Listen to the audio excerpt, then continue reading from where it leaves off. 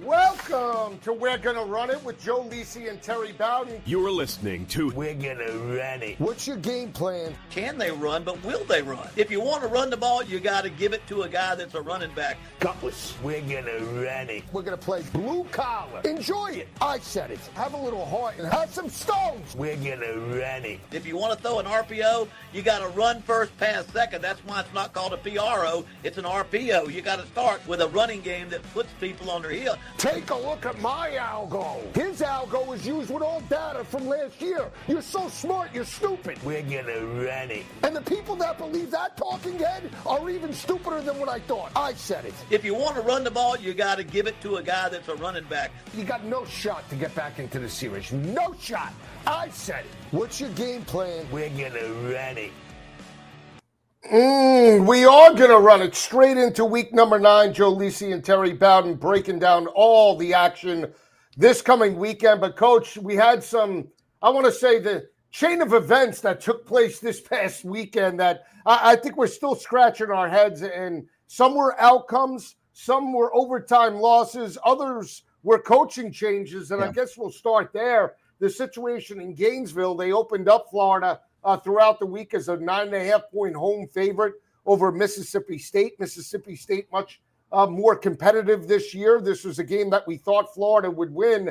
They struggled a little bit. They pulled out a victory by 2 points, win that matchup 23-21. But the news after the victory was that the university and the administration had handed Billy Napier his walking papers. He's fired. Now a huge coaching vacancy. Thoughts about the situation in Gainesville and who potentially Florida might go after?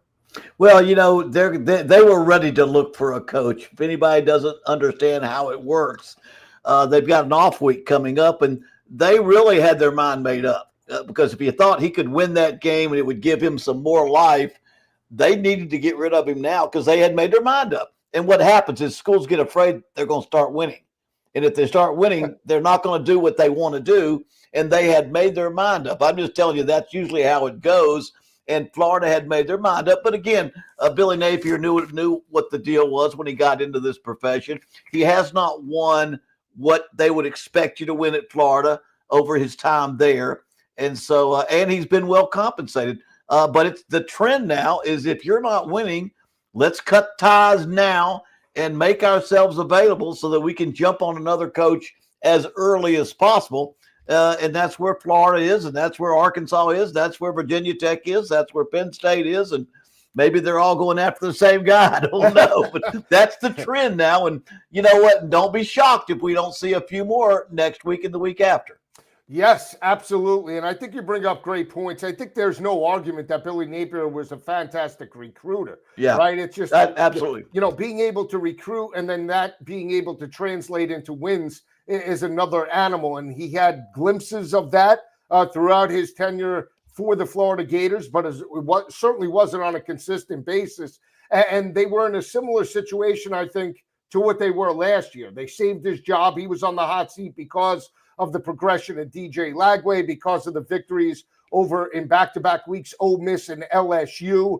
The administration and I think the fan base was willing to see what happened in 2025. But then the disappointing losses. You lose the week before you face off against Miami to USF. You get blown out in the fourth quarter, and we know what happened. And even though you win against a better team, let's say, than they were last year in Mississippi State, it wasn't going to do anything to potentially save his job and, more importantly, challenge the likes of Alabama, Texas, and some of the better teams in the SEC, just like Georgia, correct? That's exactly right. And, you know, when you're in Florida, I mean, face it, Florida has tasted success. Steve Spurrier won a national championship. He was a Florida Gator Heisman Trophy winner, came back and won a Heisman. Not only that, he dominated the SEC during his tenure there. And then they get Urban Meyer, and he wins a couple of national championships there. And so they have had a taste of what when they get the right coach, when they get that guy that they know they can be successful. But Florida, there are a lot of schools out there, but Florida is one of those that has all the money, all the facilities, all the resources, and all the athletes in the state of Florida where they can go play for a national championship, just like they're doing in basketball. And so that's kind of what they're doing now. They're going to go after the very best of the very best right now because they made that move away from Billy Napier. I think one of the names that I think we're both in agreement that they're definitely going to go after, and we heard reports prior to the game in Athens for Ole Miss that the university was potentially going to sign or shore up Lane Kiffin before the weekend. That hasn't happened to date. They played a very competitive game against Georgia. They lost and didn't cover the 7.5 point number in Athens, but that was a dominant offensive effort to really exploit Georgia. But Lane Kiffin's going to be mentioned, right? Yeah. And it's not just with Florida. It's potentially with some of the other teams that you mentioned. We saw Hugh Freeze lose in overtime. What does that do to the Auburn team right now? And that just organization 0-4 in the conference. We've seen Dabo, unfortunately, lose to SMU with a backup quarterback. Right. There. And then the situation out in Tallahassee. We didn't get really a big chance to talk about it. We said it would be a game where Florida State couldn't potentially walk through the motions on a late night in Palo Alto. They came out completely flat, Coach. Yeah. Unbelievable. That one shocked me. I mean, the Florida loss shocked me because they went out there knowing, Coach Norvell and the staff, and I'm sure he expressed they had to have that win. With the way things had gone the previous 3 weeks, losing to ACC teams, 3-3. He had to, and this is the worst team in the conference. So the team that was struggling the most, although they did have a couple of wins, they were struggling the most, and they got beat out there with a much more talented football team and could not score offensively. So that was the one thing everybody was so happy. I think they still were leading the nation in total offense, and they couldn't score out there, and then they let Stanford go out there and drive down to win the game at the end of the game and couldn't come back. So, but they make an announcement this week that they're going to stay with him and see how it goes and evaluate at the end of the season. Now, I've said before, and I said this last week, Florida State does not want to fire Mike Norvell. They like Mike Norvell, and they feel like he has the right personality. But they are very unhappy, and they sold the farm. I mean, they gave him the biggest contract with the biggest buyout. They gave him tons of money for 2 coordinators. They gave him NIL money. They spent millions of dollars to redo the stadium. They just built a Taj Mahal of an athletic football exclusive complex, and they really don't have the money to be buying him out right now. They don't want to do that. And so what I'd say is this, they can't afford to fire him. And until they can't afford not to, they're going to keep him. And that would be losing a bunch more games. But I think they would like to see him go. And again, my father was there 35 years. And that their legacy is a lot part of our family, has been very involved in Florida State. So we want to see him turn the thing around. We'd like to see that thing turn. It's obvious they're going to try to hang on as long as they can because, I do know the finances there, what they have had in the past, how much they've committed to that program. And how hard it is just to swallow $50 million. Just swallow it. And right. And that's just something. So Florida State is 3-4. If they could get 4 or 5 wins here to finish up the season, get to a bowl game, they may be able to get that thing. Mike Norvell can get that thing back at least to it's kind of like Dabo. No, you're not going to go to the playoffs. No, you're not going to win the conference. But at least give your people a sense that you got the program back in the right direction. Well, I think also – and tell me if I'm wrong, because this is just my take. Right. But they want to maintain some consistent, like show us you could get, all right, you're 0-4 in the ACC right now. You've lost 4 straight. You're under 500. Get us back to 7 wins. That's right. They got to do that. Because it's not just Florida State, right? Yeah. Because now you have the opening in Florida. You have USF in that program humming. You have Miami, even though they had the loss to Louisville, 1 loss still in the top 25, top 10, potentially to get back into a college football playoff. You fire Norvell, you're competing now with the University of Florida for best candidate. And on top of that, the recruits. You could lose a whole class within 2 months. It's become a bad time to fire your coach and pay a big buyout. It's not a. I mean, we're 4 coaches into the buyout phase of these contracts, and it's becoming a difficult time. As you said, the price keeps going up to hire the top coach, and if you're going to fire somebody or pay them off, you got to go to the next level on the next guy. And like I said, you don't just pay him off. Nowadays, you've got a 3-year contract probably with the defensive coordinator, a 3-year contract with the offensive coordinator, 2 years with every other assistant on the staff, and now you're locked in. And again, I keep wondering down the road if universities and administrations will think about what they're doing, and say, hey, we've got a lot of value as a place to coach. If you want to go somewhere else, we're pretty good at what we do. We'll hire some. Go ahead. Good luck. Shake their hand. Let them move on. The next time they say, I'm going to leave you if I don't get a raise or I don't get this, some of these schools got to, somewhere along the line, they've got to say, you know what? I hope you all the success in the world, but we have a great program. We've established it over many, many years. We're going to find us another coach that can come here and make his name. And right now, they're not in that phase. They're into finding somebody that can somehow with money, you can buy a national championship, and that's give or take. I'm not sure you're going to get that done. Well, because we have some people in the chat that have brought up the Florida situation, and I don't know if you saw Robert Griffin, Baylor former Heisman Trophy, had come out and shown some support for Tim Tebow for Florida. So I sort of want to just equate it to Florida State as well. Let's just say big picture, end of the year, they do move on from Mike. Who would Florida? We know Florida's a better job, right? Monetarily, the resources. I think without it, I think so. So let me ask you, is Tebow a good fit without any coaching experience for the Gators? And would the Seminoles turn, if things really get bad, to a former player potentially in Dion to get more eyes on the program? Well, Dion and Tebow are different. Dion he's kind of learned he's had on the job training at Jackson State and Colorado. Not an easy place to win at Colorado. So he's learning as he's going, and he's proven that he can do a real good job. And that's a little different now because he has had a lot of years, and he's a little older too.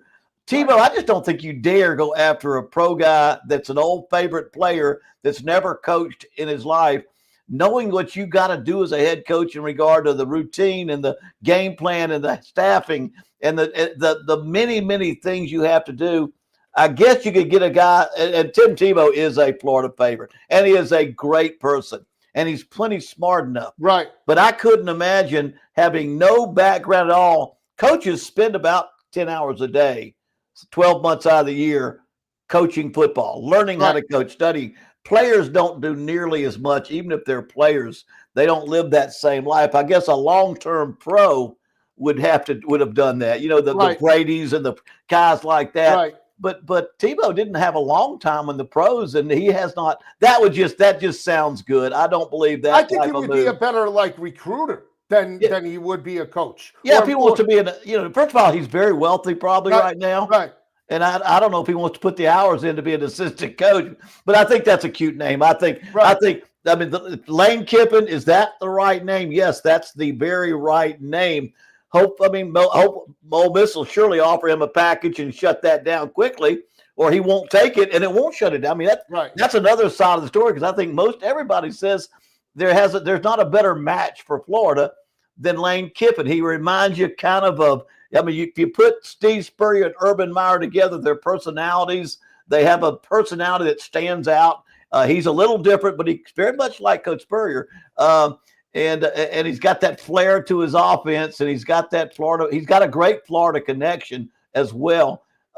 That's your most likely get the very best of the very best and pay what you got to pay to get them, while there's no reason, if he doesn't want to, that he really has to leave Ole Miss. They will pay him what he wants at Ole Miss if he'll stay. Know that. I know that. It's like Cignetti, right? Right. I mean, you could make 11 Ole Miss, and you're not going to have, to your point, or maybe you will, but you're not going to have that consistency like if you're at Alabama or it's going to be harder. Right, It's going to be harder to get to the championship. Right. Right. But also the expectation is slightly tempered. A little different. You could sit back in your office with the Oak and you lose that game to Georgia. It's like, hey, we're competitive, right?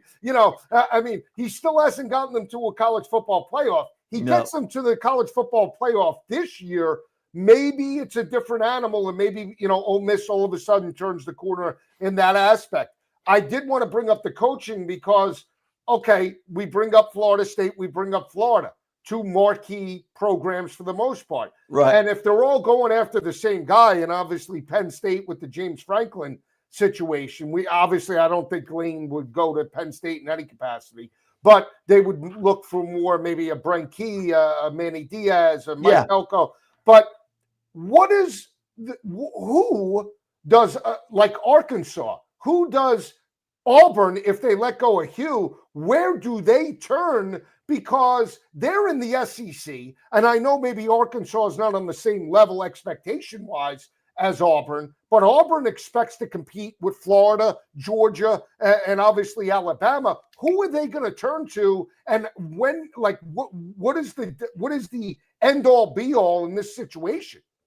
Well, I mean, and I don't want to, having been a former coach at Auburn, right. The job hasn't come open, and I'm hoping they can get their job turned around. But when speaking of Arkansas or SEC schools, Jimbo Fisher is out there. He's not politicking, but he's letting it be known that he's ready to go back into coaching. That he would love to coach in the SEC, just like John Gruden says, I'd love to coach in the SEC. But Jimbo has a national championship, and even though he got fired at Texas A&M, he had an excellent record there for the duration of the time he was there. So he's a ticket now for someone. I mean, because when I think when you talk about who you can attract at Arkansas, it's a little different than who you might attract at Florida. I just think because Florida went to the group of six to get Billy Napier, they're not going to go that route. There's some great coaches at USF and Tulane and Memphis out there that would be great head coaches jumping into an Arkansas or something like that, and that need to be, or Virginia Tech. And now I think Penn State's a different animal. They've got to be a little bit more thoughtful. Firing the guy that they fired, they better go after somebody that looks like they've made a step up or a step in the right direction. But anyway, that's kind of where it is. Is Arkansas like a program like Arkansas, right? That went the Chad Morris route with SMU. Yeah, they would never go back that route, would they? I mean, I don't think so. Because it would be like, damn, once.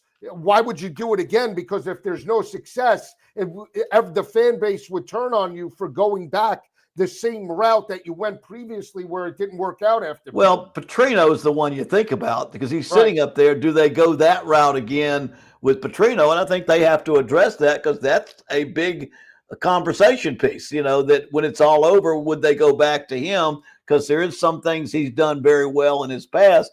Or do they do what, I would do? I like Summerall at Tulane and the Memphis coach and the coach at USF. And there are some great coaches that are just on the verge of being at a SEC school level. Right. When you're interviewing and you're picking coaches, you really have to study and see what the body of work is, and see what their body of work and how they've done, and look at all the angles because it's not like it's not easy, but it's not rocket science. You've got to look at all the factors. And there are plenty of coaches that have stepped up from a group of six or a group of five, whatever the number of groups it is now, to the SEC or ACC level. And you just got to find the right one. Again, I went from 1AA to Auburn, and we won 20 straight. We won every single game for 2 years almost before we ever lost. Now and maybe I was could have been a little lucky, but it was the right time. Be lucky, yeah, right? And I'd been a head coach for 10 years, and I was the son of a head coach, and I knew how to coach, and I was close enough that when you're in Birmingham, people in Alabama know what you're doing, people in Auburn know what you're doing, they watch you, and they can evaluate for themselves. And That's why I've seen guys, and I talk about group of six because I coached against a lot of these guys. I coached against these guys that are now hot items and can do a heck of a job. And I know how well they can do. But there's some good coaches out there. And there's some good coaches that are coaching at Georgia Tech and at Vanderbilt. And, just because Clark Lee played at Vanderbilt and coaching at Vanderbilt, that still doesn't make Vanderbilt as good a job as Penn State or Florida or whatever, because he's done a great job. He has not been mentioned, which I not at all. It's been crazy, hasn't it? Now, let's talk about this. For you, out of all the games you watched this weekend, what was the most impressive win for you? I'll start. I'll say the most impressive win for me over the weekend was Georgia offensively, not once but twice, knowing that this team in recent years, this looks like the Stetson Bennett team where, hey, we could score 50 at any given time. Yeah, I mean, I don't know if I see quite the defense of those championship years, but it's close. I really like that. That was a great game. But if it would have just been a little different the last 2 or 3 series, I'd be talking about Trinidad Chambliss the same way. He was having a fabulous game, but then when you need the maturity to be there at the very end, he had at least 2 3-and-outs, and that was when Georgia came back and won the game, and they couldn't come back and score again. They scored the first 6 times they had the ball. They never punted till the last couple of times. Crazy. They were just playing so well. But you're right. Georgia is one of those teams that was a great football game, and it was great to watch. And I didn't want to mention I didn't mention this, but Eli Drinkwitz at Missouri. Yeah, he's an incredible coach. He's another one. Another one. Great coach at a job that you would think a coach might, and I'm nothing against Missouri. A coach might leave Missouri to go to Florida, or might leave Missouri to go to Penn State, and be in a historically premier program like Penn State is over the years. You got to go way back to understand how successful Penn State was before they got into the Big Ten. But get the right guy. I'll tell you, I watched that Auburn game, and I'll say this. I'll give props to Auburn. Their defense is potentially as good as any front seven. That linebacker core, they are physical. They shut you down from a defensive perspective. Right. I would put Auburn's defense up against anybody offensively. They could shut down anybody on any given day. No question. That's the good. The bad is the offense, for whatever reason, they can't get the ball to the playmakers of Coleman and Singleton. They're one-dimensional. They get into these long third downs. And I think now, unfortunately, Hugh is not confident in Jackson Arnold, that the play calling now is taking suit. He would much rather run the football and go for it on 4th down because he doesn't have the confidence in Jackson Arnold to stretch any defense over the top. Well, and the tough thing is they kept Thornton. The last quarterback was it Thornton? Thorne. 2 years. Peyton Thorne for 2 years. And then he personally went out and found the quarterback he wanted, which was Jackson Arnold. So he's having he's got to prove he was right to some extent, or he's got to go to the next guy. They've got some young guys that they feel like down the road will be the guy, Yeah, and I'll say Daniel is the Stanford. He said this week that they're not going to redshirt him. That all of a sudden he's got to win games, so the pressure's on. Now Daniel is a competent quarterback. I don't know athletically if he's as fast as Jackson Arnold, but I think he's a better passer. So take the good and the bad in that aspect, right? Well, the biggest thing is you've got a defense that's playing championship caliber defense in Auburn. They could have beat Oklahoma. They could have beat Texas A&M. Could have beat Missouri. They could have won these games. Georgia. They played well enough to be in every single ball game. So whoever he goes, whatever he decides to do, they are so. They just offensively have left themselves hanging, and they got to, even they got to overtime this week. They took if you remember, if you saw the overtime, I said, here you are, you're on the 25-yard line. Now, if you know their kicker had a great year last year, but he got real sick, he can't kick distance. So it's on the 25. The only thing you can't do is take a sack, because you can make a 42-yard field goal if you don't do anything. Just kick it on 1st down. but took a sack. Second and 8, took a sack sitting in the pocket deep. Well, if your quarterback has a bad habit of sitting in the pocket taking sacks, don't give him a chance to do that. Go throw something quick, throw a quick route. And but then now they were out of range. And of course, they missed their field goal, and thank goodness Missouri missed theirs. But if you look at they took a sack on the last play of the game, the next overtime, and so again, they've got to find some answers on offense, and that's up to Hugh, because Hugh runs the offense, and he's got to find some answers to that. But it's just like, I think everybody wants to change their coach so quick. I think you can't really listen. Most all fans they're ready for a change.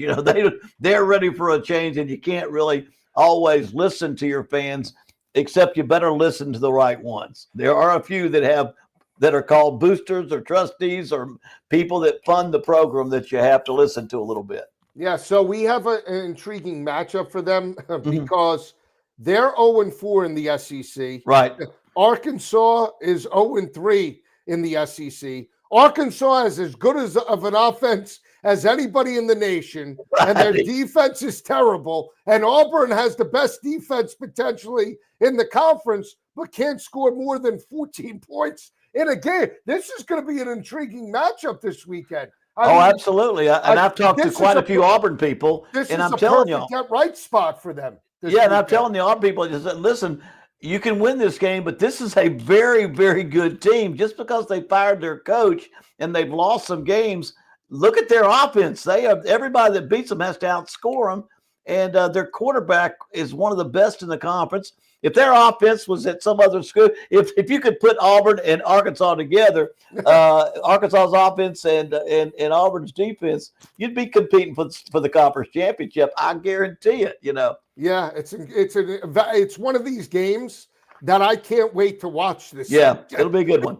I want to see which team, because you have to tell me if I'm wrong. When you haven't won a conference game, which team is going to come out flat? Are they both going to come out motivated because they feel they could get a win, or because of how these games have played out? As Hugh and obviously Bobby have to keep that motivation level high for this game. Yeah, I think at 3-4 at Auburn, you're able to at least say, "Man, we get this thing turned." We let's get ourselves one game now, and we get ourselves back in the bowl picture, and get this thing turned around, and that's where it begins. You got a motivational angle at Auburn. At Arkansas, you got the same line every week. Let's go out there. Nobody cares about us. They gave up on the season. Let's go do it for ourselves. They played pretty well. At some point, you got to wonder if it's like Virginia Tech. At some point, at what point do they start saying, "I got to find me a place to play"? The new staff may not like me, or the NIL may not be good with the next group, or there get to be some different things, I think, and that's another issue we're finding out about college football. When seasons go south, or they began to go south, when do the players walk away mentally? Yeah. When do the players give up on you? They didn't grow up wanting to go to that school. Right. They didn't grow up. They don't know the alma mater. They've been to sometimes 2 and 3 schools, and so at some point they're saying, "Gosh, I better jump while I got a chance to jump."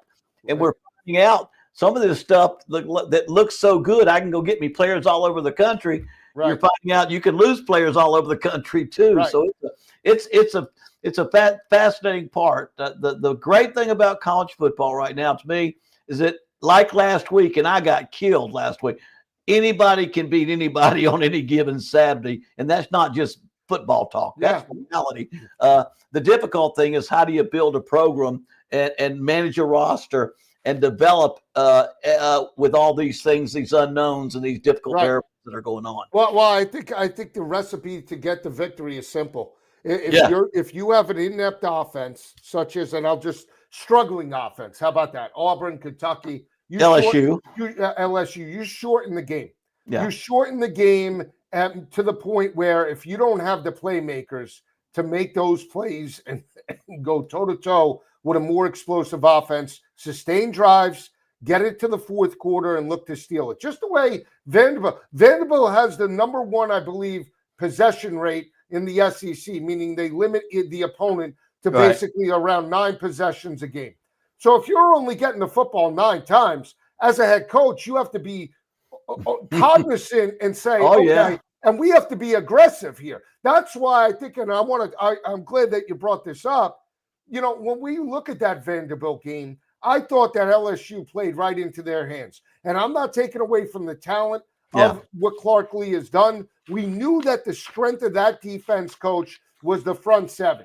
They could not run on Vanderbilt. They were holding opposing offenses under 100 yards at 90 per game, 3.2 yards per carry. Why Joe Sloan went into that game when you haven't ran all season long and said, I have to run on first down, run on second down, and here we go with a predictable 3rd and 8. He did it consistently in the second and third quarters, and when it was too late, when he trailed by 7 points, this team couldn't even get across midfield. I don't understand the mindset and these bubble screens. Tell me if I'm wrong, because again, I'm not a head coach. But when you have an overactive defense that's athletic, that can run sideline to sideline, why are we going right into their strength with bubble screens? Attack them vertically to neutralize seam routes, post pass. We have every wide receiver for LSU runs a 4-3. Why are we going to the sideline? I don't get it. I don't understand. I can tell you why as a coach, but to me it goes along with the vertical routes. You've got to throw the vertical routes. What they want to do is throw the bubble, so you got to take your safeties and move them over top. Right. So they don't you've got defenders who can go tackle it, and once you move your safeties, nobody can tackle the runners. You can run it. That's the old Tennessee thing where they would throw the bubbles, throw the takeoffs, and then run for 250 yards between the tackles because you got nobody to support.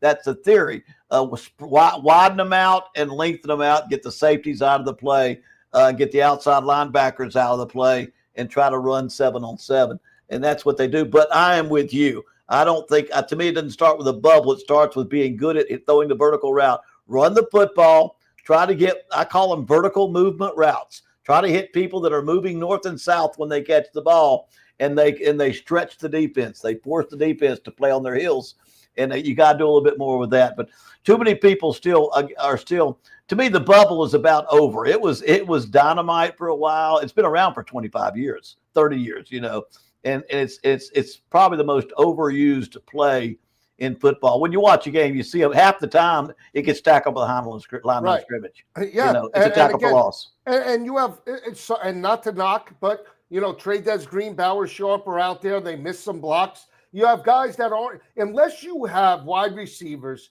that are physical at the point of attack, that are going to want to block a linebacker or a nickelback. It's a waste of time in today's college football. Yeah, I just don't understand it. But that being said, LSU loses for the first time in 10 meetings. They had won 10 straight against the Commodores. First time they were underdogs in the series. Lo and behold, they get abused at both sides of the football. Where does LSU go from here? Because again, they have a 15% chance to potentially get into the college football playoff. But it starts this weekend against undefeated A&M.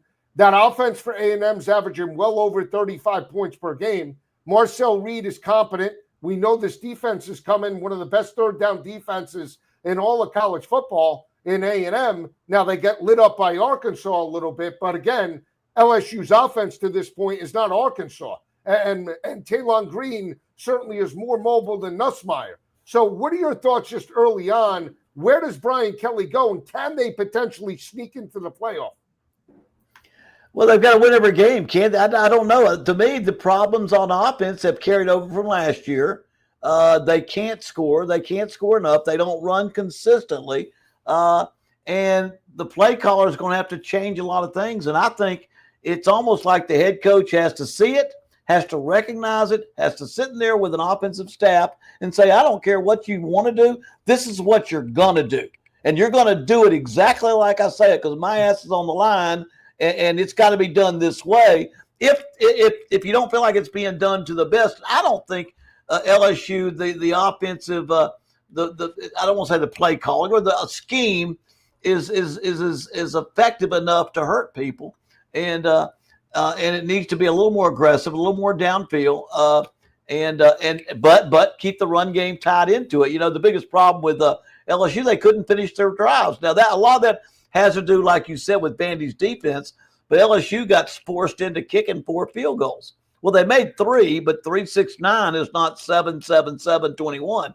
And so you fall behind a team like Vandy when you're kicking field goals all day. And usually when your running game isn't quite what it needs to be, it falters in the red zone. The closer you get to the goal line, the tighter the secondary plays closer to the line of scrimmage, and they can now run support better and quicker because everything gets condensed down in the red zone. We'll see exactly what happens. I'm calling Brian Kelly on the hot seat again. I'm a homer to a degree. My daughter goes there, right? But at the end of the day, it's what I told you.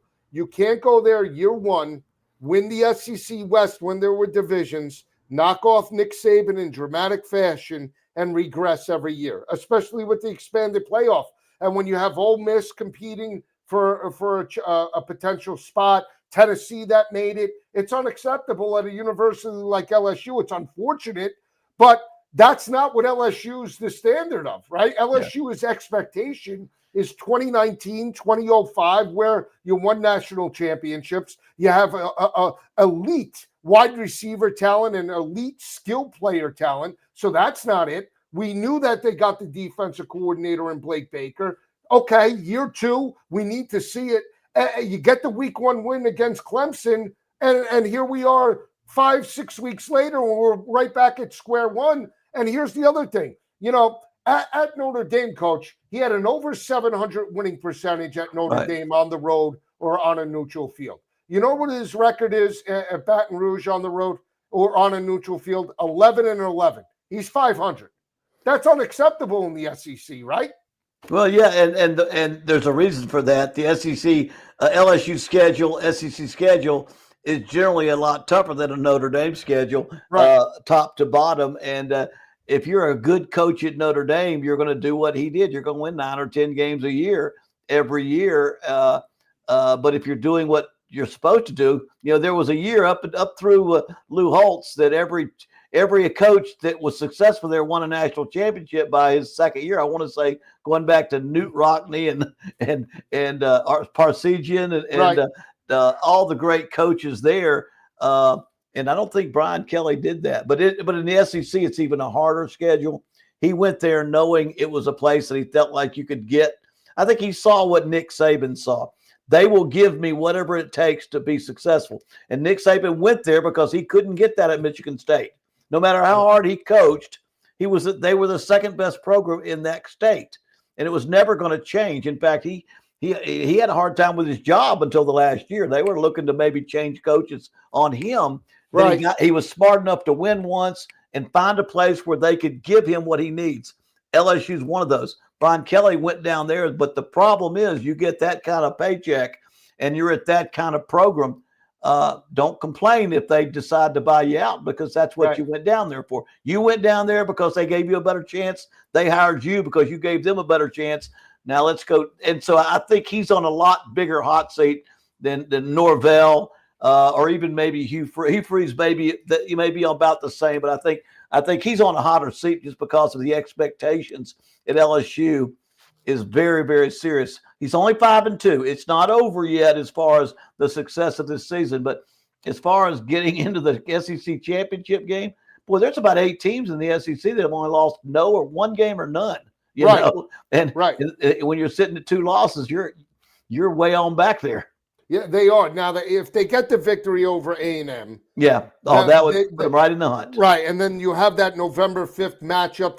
They go into a bye week. Right. And then you have the November 5th matchup right before Alabama. But you got to go on the road to Alabama, which, I just said it. The 2 losses have come in road environments, Ole Miss and Vanderbilt. And Vanderbilt's certainly not Tuscaloosa, and they've done a fantastic job in Nashville. But if you can't win in Nashville, it's going to be an uphill battle. We saw Tennessee go in there this week. And somehow, and I would say the same for Auburn and LSU, I don't care how good you're playing defensively. You got to score more, but you can't average 25 points. And I think at Florida, at Auburn's a little bit less. You can't go into the rest of your season with the exact same style of play and philosophy and get the exact same amount of points and think you're going to win more than you've just been through because the schedule still got people that can score points. So that's the thing that you worry about if you're an LSU fan. Yes, absolutely.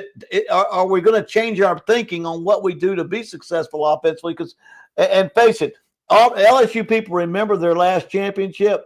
Their offense was only one of the best ever. Right. They know when you had Joe Burrows and that were those receivers and that running back and their play caller, it was dynamic. I know. I was at players, Clemson. Coach. 14, 15 players that went on to the NFL. But you know what?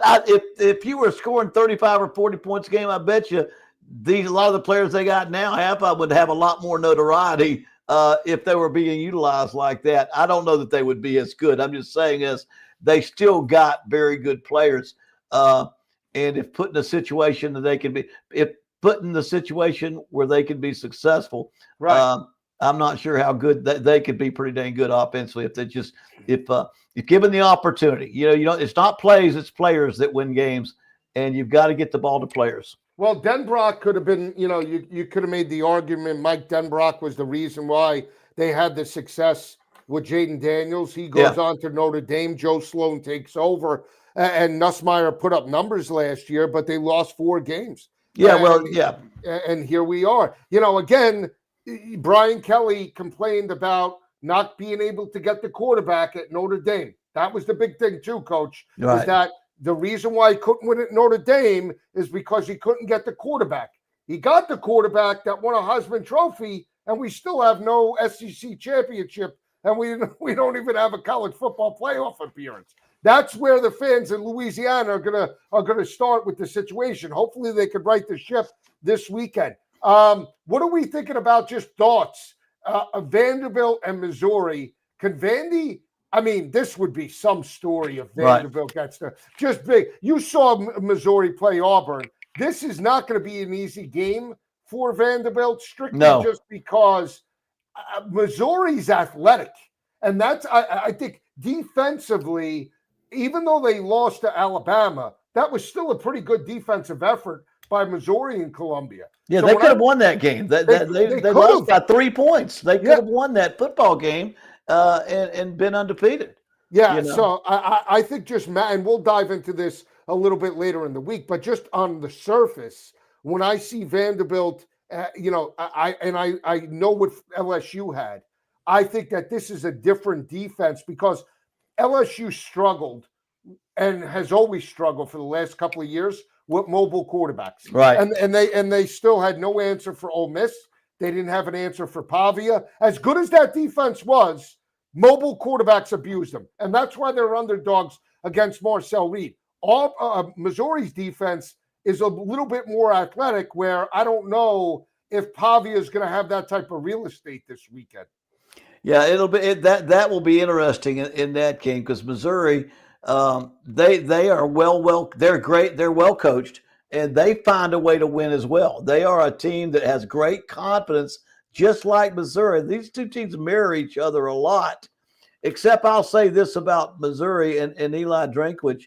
Fabula he's not a great quarterback. No. They win with him, and he makes great plays. They really do a great job with him, and I think he's done a great job there. And I'm not cutting him, but I watched them play Auburn the other night, and I think, you know what, he's not a whole lot different than the quarterback at Auburn, except he may be a little more accurate.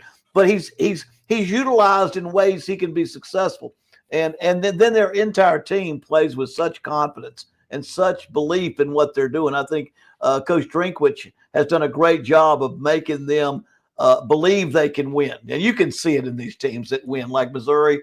They think they're going to win every game, and they're going to come back in the fourth quarter. And Vandy's the same way.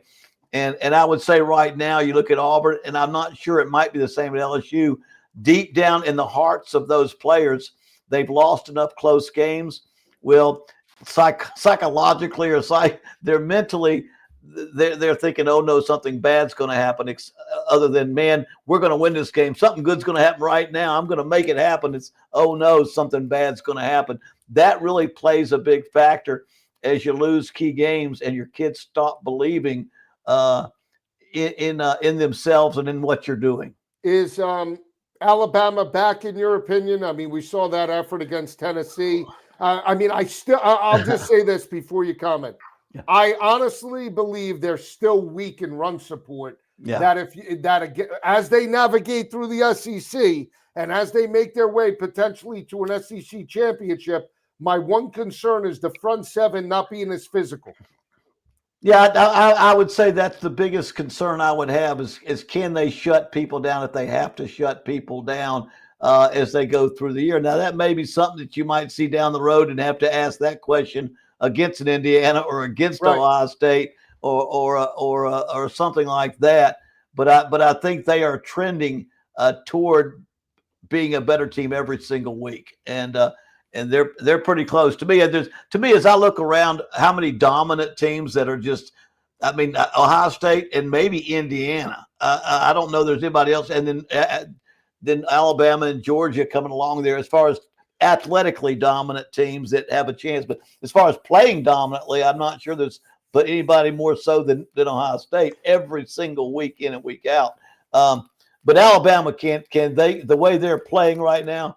The only problem with me, every time I say this team is going to go, they have a bad day. I felt so strongly about Miami because they were just playing great offensively, great defensively. Quarterbacks making mistakes, and we're not ready to talk about them right now. But if you'd have told me he was going to throw 4 interceptions, I said, yeah, I'll eat my hat for that, and should have thrown 5.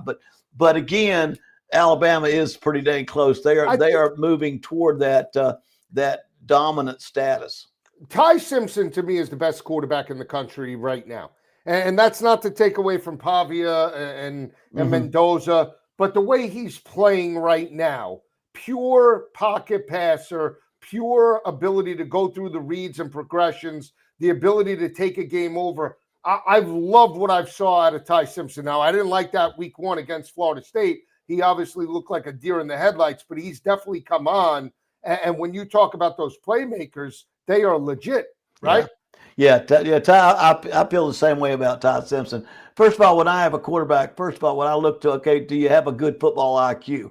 Do you understand how to be a quarterback? I mean, a lot of times there's an athlete, they stick him at quarterback when he's in high school, and he runs around and does a lot of great things. Then there's that kid whose dad's a coach. Now, Ty Simpson, his dad's the head coach at UT Martin. Been a coach all his life. Ty's been a quarterback, been taught how to be a quarterback. And when you see him, that poise under pressure, you see an NFL mentality, an NFL style. Manage the offense, get the ball to the right people. Don't go out there thinking you've got to go out there and force things and do it all by yourself. Do what a play is supposed to do. And I felt the same way about C.J. Carr. They just don't quite do things as explosively, and they run the ball up there. But I feel like he's Lloyd Carr's grandson. Right. And again, when I had a great quarterback, they usually were sons of coaches. And my quarterbacks, when they couldn't make the NFL, they were usually great offensive coaches. They went on into coaching because they were football people. Whether it be Pat Nix, Bo Nix's dad, went on to be an offensive coordinator, and Damian Craig's a quarterback coach in college football right now. But Ty Simpson, I think, is the son of a coach who knows how to be a quarterback and plays with such poise. Doesn't turn the ball over. 1 interception, 17 or 18 touchdowns for the year now. But he knows he's got weapons he can get the ball to. Yeah, you better dial up Pat Nix. His son had a fantastic fourth quarter against the New York Giants. 33 points, historical comeback. I don't know if you saw that on Sunday. Unbelievable. But Pat Nix, Frank Sanders, I mean, some of the greats for your early Auburn teams. That's right. I mean, definitely great players on the offensive side of the football. What are we thinking about? And I know this is another job that now it's not open now. Right. Luke Fickell at 2-5 and 0-4 in the Big Ten, coach.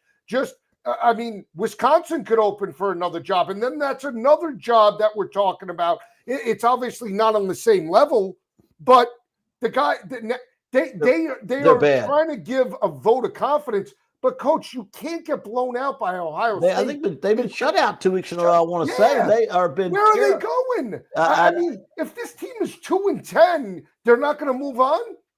That one shocks me how bad they've gotten. Because they historically they have, even when they're not a great team physically, what they get up line up there and knock you on your butt.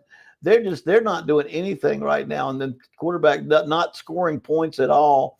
And I like I say, I don't follow I haven't followed Wisconsin as much as I follow, but I just they have to worry. They have to wonder. I have to wonder what his future is there at Wisconsin. Yeah, and that is like the question, because you're going up now against Penn State. You're going up against Arkansas, Florida, potentially other programs. We don't know who else is going to fire their head coach, and some of the others that potentially you might have gotten, like Summerall and Golish, are going to take bigger jobs. Who's going to want to go to Wisconsin? Meaning it's the same old situation. 9-3 used to be acceptable, not 2-5 and 0-4 in the Big Ten, right?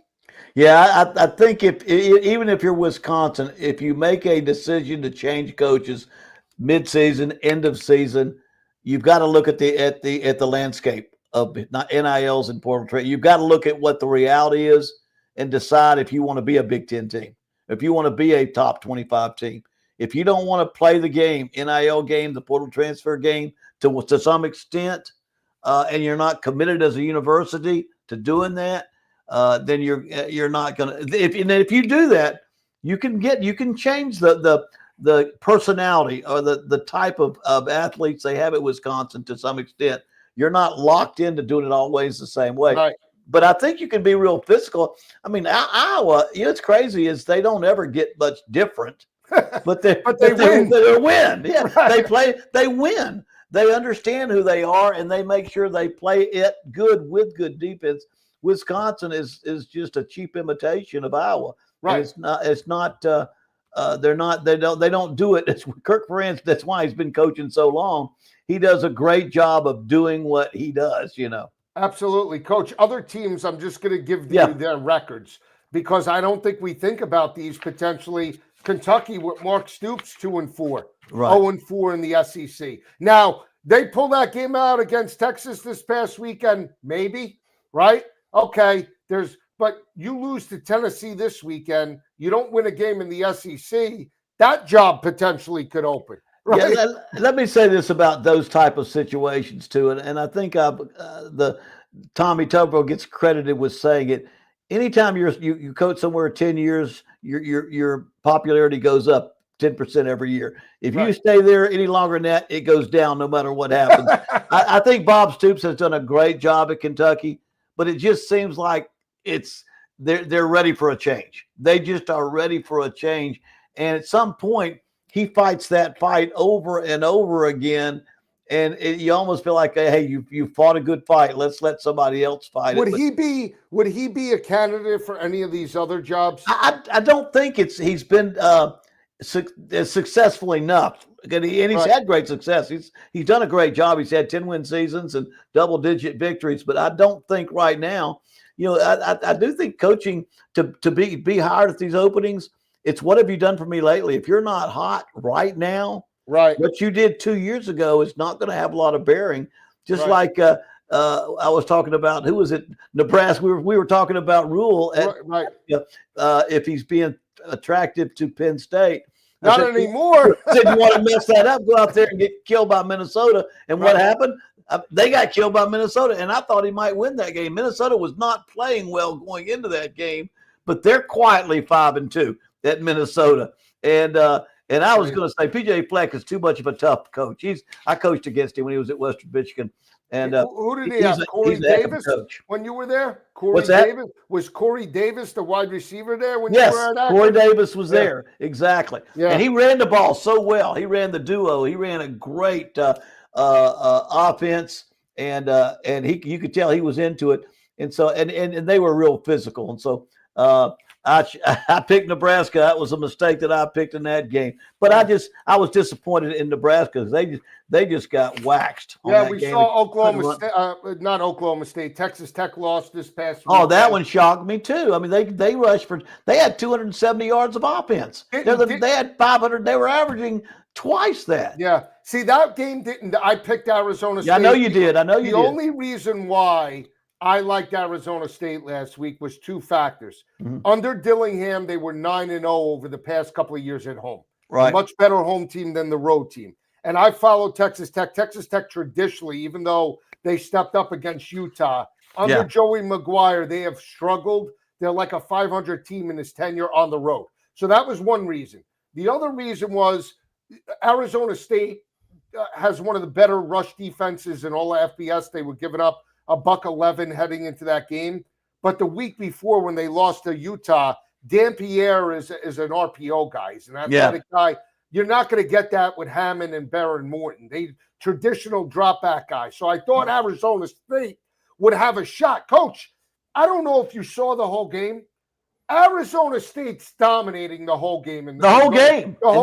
And then Texas Tech. In 3 minutes, you blink. Texas Tech is winning the game. I thought they won it. I thought they won it. They went down, and then it's almost like the Denver New York Giants. Right.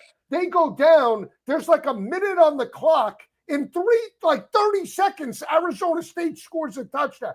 It was an incredible turn of events. I mean, and that's the other thing. You always have to hold your breath with college defenses.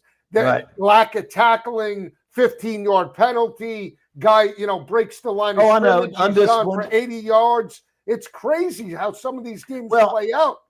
And that's why I think people talk so highly of Sam Levitt. He's had ups and downs, but he is a heck of a quarterback. And he took him in there on that last drive and took him down to score and get him back into win with a lot of people would have thought maybe we let it get away from us. It's over. They won the game, but 2 minutes less than 2 minutes left, and he takes that final drive down to score. And I was noticing what their head coach was talking about, that he feels like there ain't a better guy that I'd want to have a quarterback than Sam Levitt. And he's had days, and he's the one that helped them win the conference last year. And I think now they're back in the hunt a little bit. Right, absolutely. I'm just going to go down the top 25 games. We're going to break these games down on Thursday when we come back. But I just want to get your thoughts. Yeah. All right, UCLA, Indiana. You got the kid, Neuheisel's son. I mean, Tim Skipper doing a fantastic job. Indiana. Now, Indiana's a 25.5-point home favorite. I mean, it's a 12 o'clock kick, too, for UCLA, Coach. Well, you know what? I'm just going to say something's changed at UCLA. And we talk about these two. We've been talking about Auburn and LSU and some of these offenses that have no chance. Look at what UCLA all of a sudden it all changed with a different play caller and a different. I don't even think they had to change their offense. They just have to call the plays differently, and they're a different team.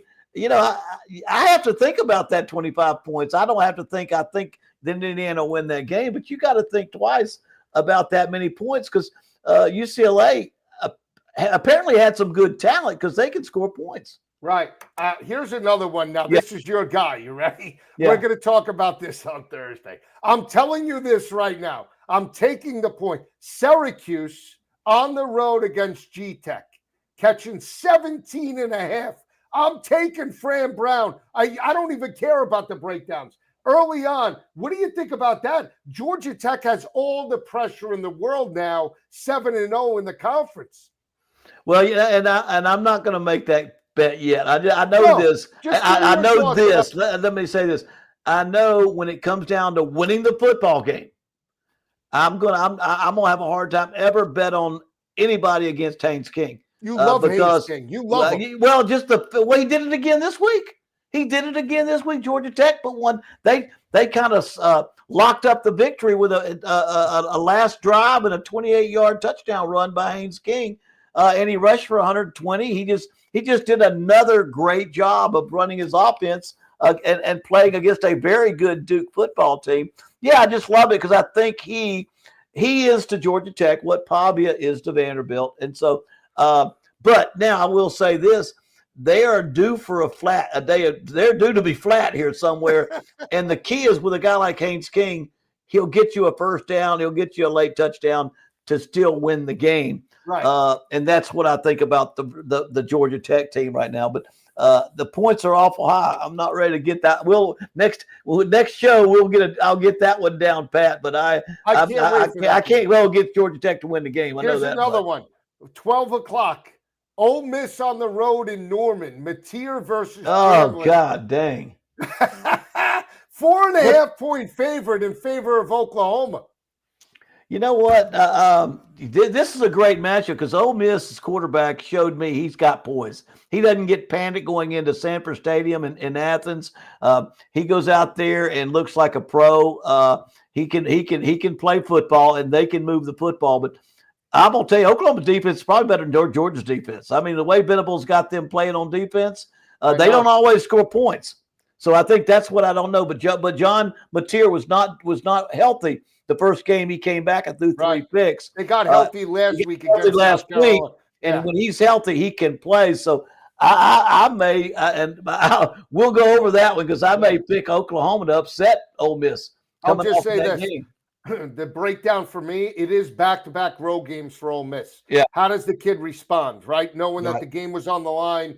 Final 2 minutes, can't make a play. Now you know that Venables is gonna force him to read coverage, right? Show him something different. He'll mix it up and he'll come after him. Right. So Kirby threw some looks at him. Lane knows Kirby very well. I'm not so sure that Lane knows Venables. So that's the matchup that I really want to see, right? Elite play caller on the offensive side of the ball, elite play caller on the defensive side of the ball. Something's got to give. So that's a very intriguing matchup at 12 o'clock. The other one you and I talked about earlier, briefly, Virginia, that's playing unbelievable right now, going up against Belichick, 10.5 point favorites. This is one of the under the radar rivalries in the ACC. When we think Virginia Tech, we think, Florida State, Miami. We don't really talk about Virginia, North Carolina, but this is a long-standing rivalry where I think actually Belichick and the Tar Heels might buy in that they potentially can win this game.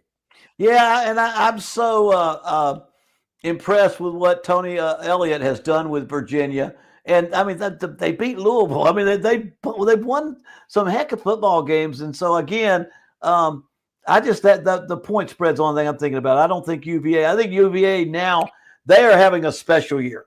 And Virginia doesn't have that. They're already bowl eligible. And I think I said this about Vanderbilt. I mean, bowl eligibility used to be the destination.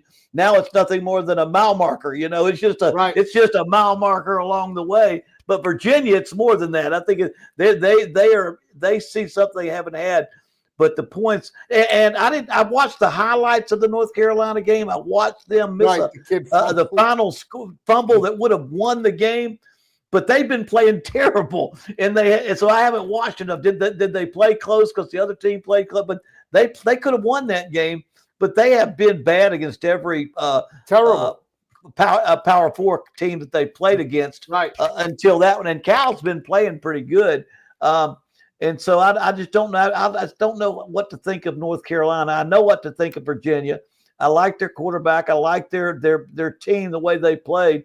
They've won some big games, and so to me, it's just a matter of can they beat them by a couple of touchdowns. Yeah, so we'll see. We'll break that game down on Thursday when we're back. 2 other big games that we'll just talk about in the SEC. Just the initial thoughts. Alabama, South Carolina. Now, if you remember last year, I don't know if you watched this game.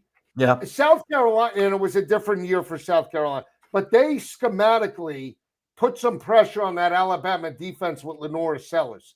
I know they haven't been playing well, but this has to be their Super Bowl right now. They just lost to Oklahoma.